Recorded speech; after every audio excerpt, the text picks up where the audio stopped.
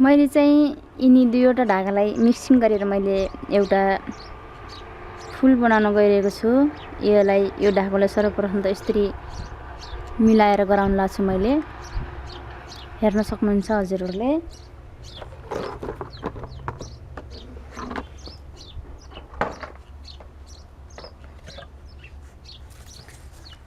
सर्वप्रथम त मैले यसमा यो धागालाई यसमा यसरी अड्काउँछु अनि हेर्नुस् यसमा मैले यसरी बेरिरहेको छु। यसलाई गन्दै गराउँदै गर्नु होला किनकि यो र यो एकैचोटि बनाउने भएकोले एउटा सामान बनाउनको लागि एउटै आकारको अनि फुल बनोस्। फुलको गुच्छा बनाउनको लागि एउटै आकार जो सानो ठुलो नहोस् भनेर मैले यसलाई काटेको।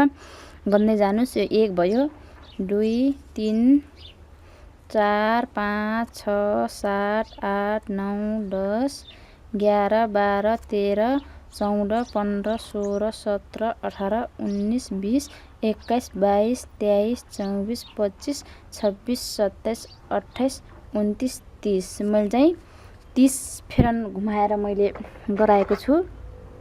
यसले चाहिँ मैले काटे अनि फेरि यसमा पनि मैले 30 पटक नै घुमाएर मैले बेटार्छु। हेर्नुस्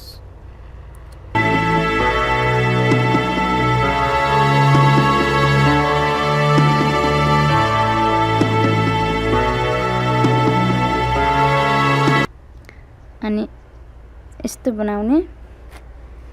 अनि यसलाई चाहिँ बीचमा बाड्नको लागि मैले दुईवटा टुक्रा धागा काट्छु। यस्तो भयो।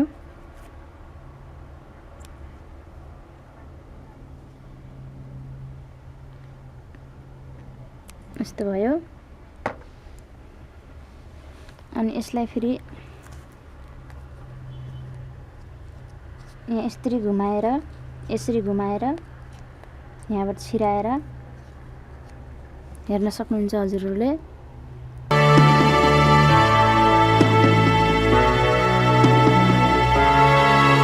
अनि फेरि अर्को पटक पनि गराउनुस् किनकि हजुरहरूले जति पटक यसलाई गाँठो बनाउनुहुन्छ यो एकदम मजबुत बन्नेछ।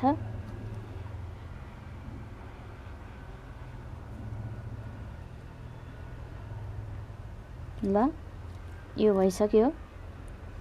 अब फेरि यसलाई पनि यही बिचबाट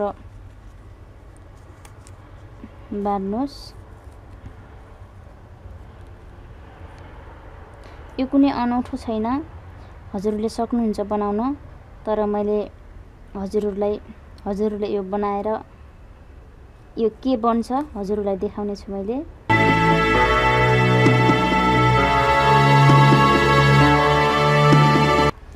यसलाई अब हजुरहरूले यसरी छोड्नुस्।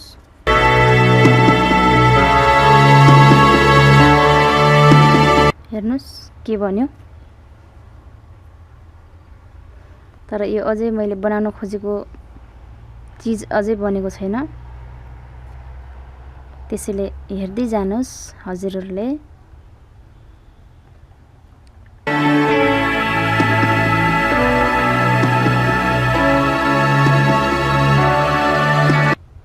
यस्तो बन्यो।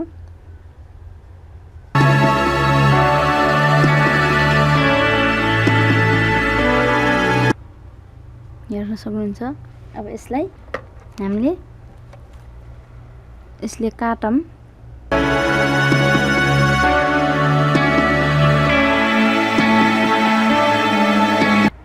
हेर्न सक्नुहुन्छ। अब यसलाई चाहिँ यो चाहिँ एकदम यसको साइज मिला छैन, सो यसलाई साइज मिलाउनको लागि मिलाएर काट्नुस् कैँचीलाई घुमाउँदै।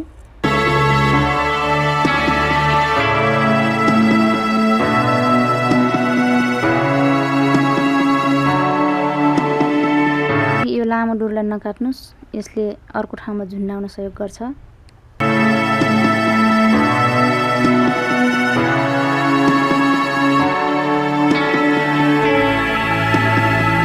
हेर्नुस् यो यस्तो बन्यो। यो चाहिँ कलर मिक्सिङ नगरेर एउटै कलरमा पनि बनाउन सक्नुहुन्छ हजुरहरूले। मैले चाहिँ यो अझै राम्रो देखियोस् भनेर मैले यसलाई कलर मिसाएँ, हेर्न सक्नुहुन्छ। धागोबाट निर्माण गरेको यो फुलको गुच्छालाई आवश्यक पर्ने विभिन्न किसिमको सामानहरूमा युज गरेर अझ थप सुन्दरता देखाउने काम यसले गर्छ। यसै गुच्छालाई प्रयोग गरेर मैले विभिन्न किसिमका सामानहरू निर्माण गरेर हजुरहरूलाई प्रस्तुत गर्नेछु। यो मेरो भिडियोलाई लाइक गरिदिनु होला अनि सब्सक्राइब गरिदिनु होला, किनकि सब्सक्राइब गरेबापत हजुरहरूलाई यो मेरो भिडियो सबैभन्दा अगाडि हजुरहरूको युट्युबमा देखिने गर्छ। आगामी मेरो भिडियोहरू हजुरहरूलाई जानकारी आउनेछ, त्यसको लागि मेरो भिडियोलाई विशेष गरेर लाइक र सब्सक्राइब चाहिँ गर्नैपर्छ हजुरहरूले। यस्तै जानकारीमूलक भिडियोको साथ म आगामी भिडियोमा भेट्ने बाचा गर्दै यस भिडियोबाट ओजेल पर्छु। नमस्कार।